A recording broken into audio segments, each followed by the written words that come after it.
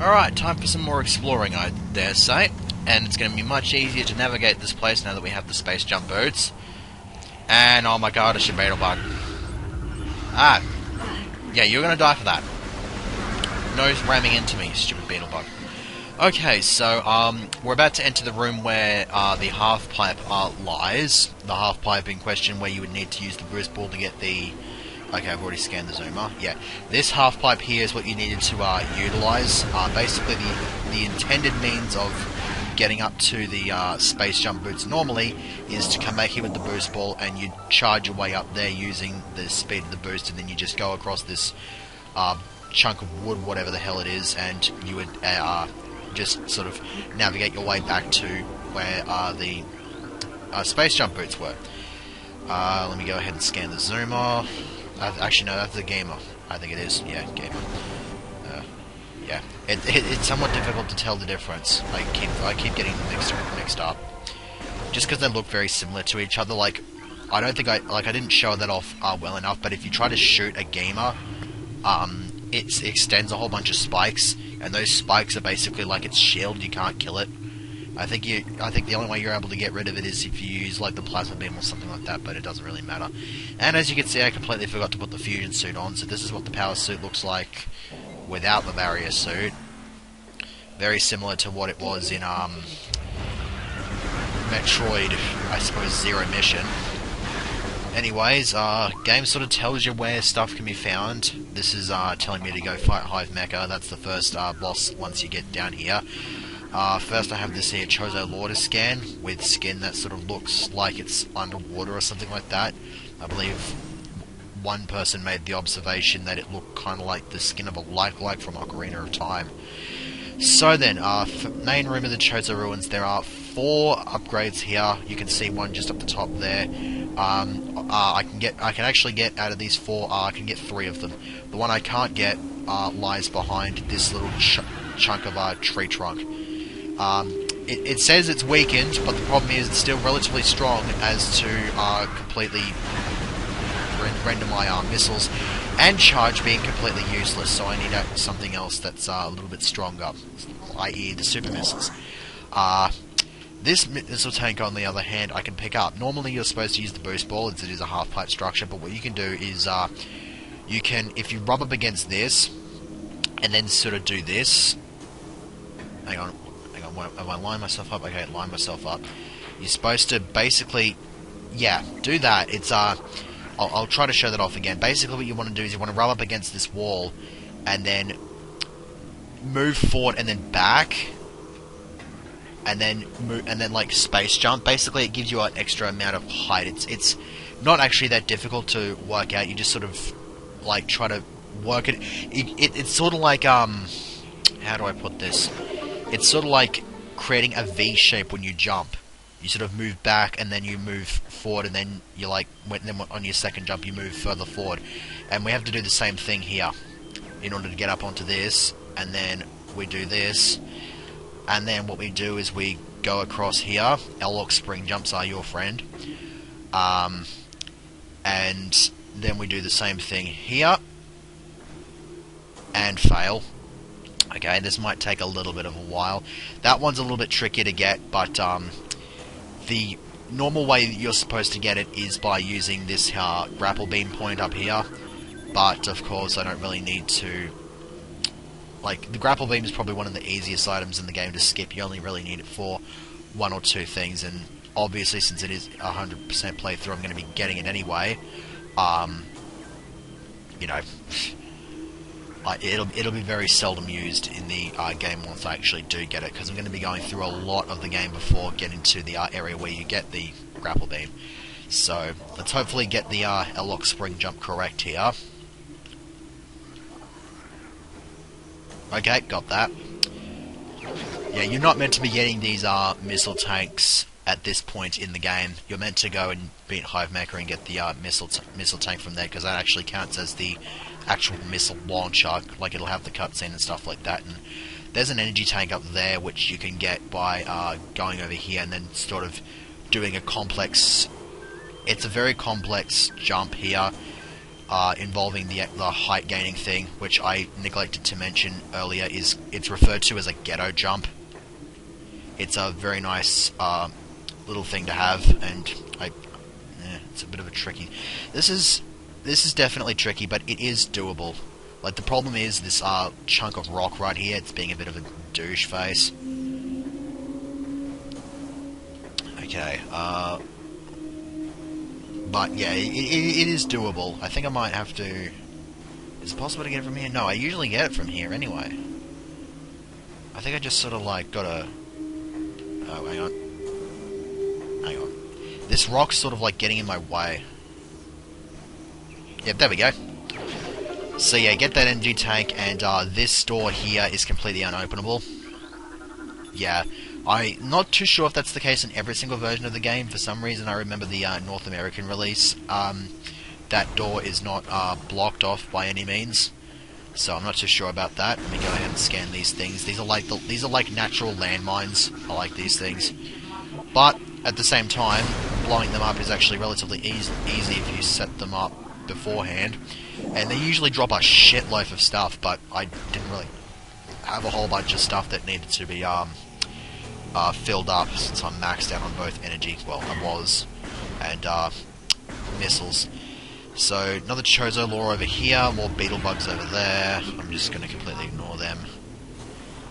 And over there would be a War Wasp nest, which has shot out a handful of War Wasps. So I'll knock those over. I thought you died.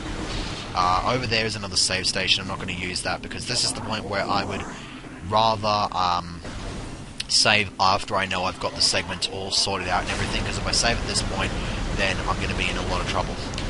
So that's going to be one of the challenges to uploading this video, this LP in general. So anyways, the nests can just be blown up just by shooting them with a missile. Down there is a chunk of wall that you can blow out with a missile in order to get, lo and behold, another missile. So I'll go ahead and grab that. Do not step into the horrible green shit, because it is acid. This place has definitely seen better days, you can rest assured of that. Go ahead and scan this, because this goes... It's a blast shield, which you just blow up with a missile, and in here is the map room for this area. So we'll go ahead and grab that. And then we now know exactly where the hell we need to go. I believe this is the direction that we want to go in the first place, because yeah, just a couple of rooms around the corner is where we fight Hive Mecha. And if we come back here when we have the Morph Ball and bombs, we can go in there, in this little tunnel here, which I believe has another missile tank. I don't even know why I call them missile tanks. They're clearly just missiles sort of floating in the air, and they're just expansions. I just like calling them missile tanks because I'm just sort of used to that mentality, or just used to using that term to describe them. Regardless of what game you play, energy tanks are energy tanks, but I believe the only Metroid Prime game that actually features their missile pickups in a tank is Prime 3. Now, if I really wanted to, I could have blown open that blast shield before this boss set itself off, but whatever, it's not like I really care that much. Okay, so this energy tank is going to be very useful for me. So first of all, we'll scan the boss itself, and then wait until one of these stays put, and then I can scan that. This is, I believe, a Ram War Wasp. These things that are here. Ow. I believe they can die by a missile. Yeah, that's nice to have. It'd be nice to have the charge beam here as well, but those are the breaks. So anyways, you get rid of all the War Wasps, and then what that does is it turns some weird, I suppose we might as well use the spoony term for it, a giant flashing fuck me light. And you just shoot the shit out of that, and then you go through that. I believe you repeat the process a couple of times, with each time you blow the red light out, I suppose. The next wave contains a whole bunch more of these stupid wasps. And you just got to sort of wait for them to finish circling around, and then they'll eventually just stop. You just take the advantage and shoot the shit out of them. So it's a pretty straightforward boss fight. It would be a little bit more daunting, I suppose, if I didn't have the energy tank, because especially with this wave, because there's just far too many freaking wasps on the screen, and they're just all over the freaking place. If you can get them to stop moving by shooting them, then you should be able to, like, if you have the reflexes, you should be able to just pump them full of energy with your power beam. So that's the part that's not so difficult. I suppose I should probably wait to see what these guys are doing. Get rid of that one. One of these two have got to stop. God. Alright. You stopped at the perfect spot, because then I don't have to turn a whole bunch of freaking... Yeah. It's nice to have them stopping when you're still sort of facing the Hive Mecha, because that way you don't have to turn around as much. Because I remember playing in the Trilogy version, that thing was really annoying to freaking hit, but as well, the Trilogy version had more free control sort of gimmick about it. So yeah, this is the actual missile launcher. And of course it'll give us our standard stock of 5 missiles, and if you go in here, there is another energy tank. And then there's that tunnel over there, which you can only access once you have the Morph Ball, which, incidentally, is what we're on our way to get. I should have scanned that before I picked it up. Is there anything here? Okay, sweet, I can scan this. I believe this is the 5er. Yep, this is the 5er. There's one that gives out 3, which I probably should have scanned in the previous segment, thinking about it. And then there's one that you encounter later in the game that gives you 10. I'm not too sure if it's possible to get the 10er this early in the game, but it doesn't really matter to me because I got all the time in the world to get that, and it's not like it's going to be a perfectly missable thing.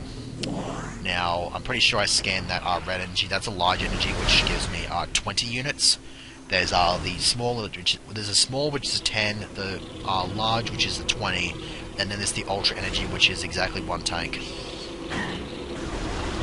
100 units, if you want to be specific in numbers.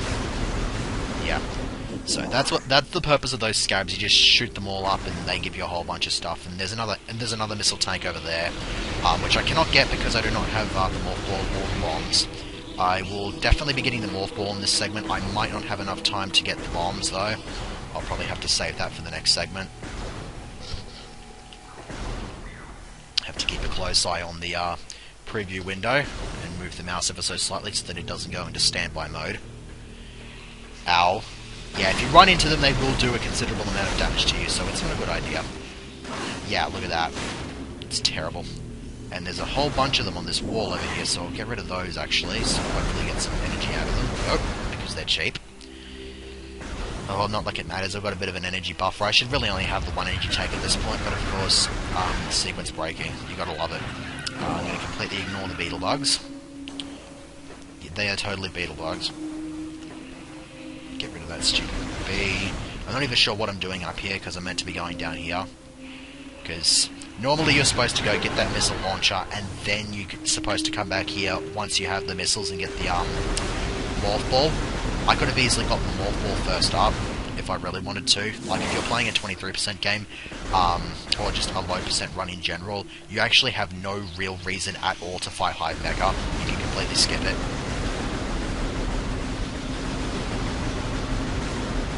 I think there's enough energy there. Right when I don't need it. Like, when I don't need the energy, it'll give me a horde of energy, and right when it doesn't, and when it doesn't, it just, yeah, it does this sort of thing. Okay, so, this, as soon as I land here, it'll trigger a boss fight, unless I use an L-lock spring jump to go across here, and then go across, and then, here we have the Morph Ball. How much time have I got? Okay, I got about 5.5 minutes. Or at least that's what the guideline tells me. So yeah, Morph Ball. Hooray. Morph Ball is kind of useless. at least at this stage it's kind of useless. Over there, if you come back here once you get the bombs, there's another missile tank in there. Going up there leads you to the Wave Buster, but you need... I'm pretty sure, like, you need to... It is possible, it should be possible to get it through there without the boost ball, because you have to be able to do so, because I'm pretty sure there's an artifact in that room over there with the boost ball. and I just did not jump there for some nowhere to quickly exploit reason. I might as well give these stupid things the time of day. There's a shitload of them, but I might as well give them the time of day. There's no real reason to not, because I don't think I'm going to make it to the incinerator drone anyway, so I'll just save that for the next segment. Think there's enough of these? Like, seriously.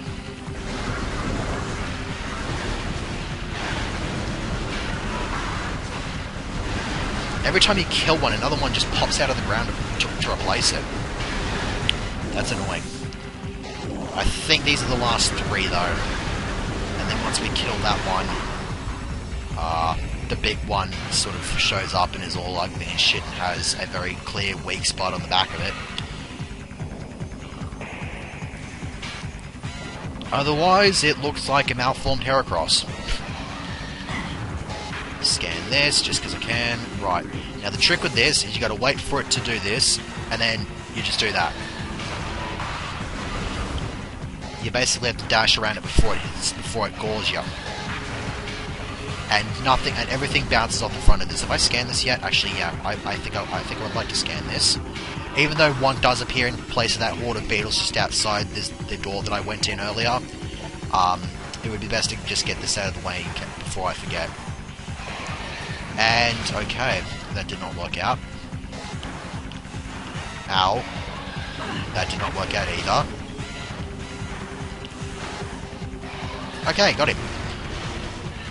So from there, this platform drops down and reveals onto us absolutely nothing because I already got the morph ball. Not to mention as well, you can use the morph ball to get through here, which I believe you have to use because obviously you're not supposed to have the space jump boots this early in the game. Otherwise, you just space jump your way out of there. Just be like, yeah. Okay, so how much time have I got? 17 minutes. I suppose I could move towards where the incinerator drone is using these last 3 minutes. Unless it turns out it's actually a lot closer than I thought it would be, in which case I might be able to squeeze it in if I go overtime just a little bit, but I'm not going to bother with that. We've already had the one somewhat major boss fight. So we'll head on in here. This is the only door that we haven't had a look in, aside from that one that's I can't open.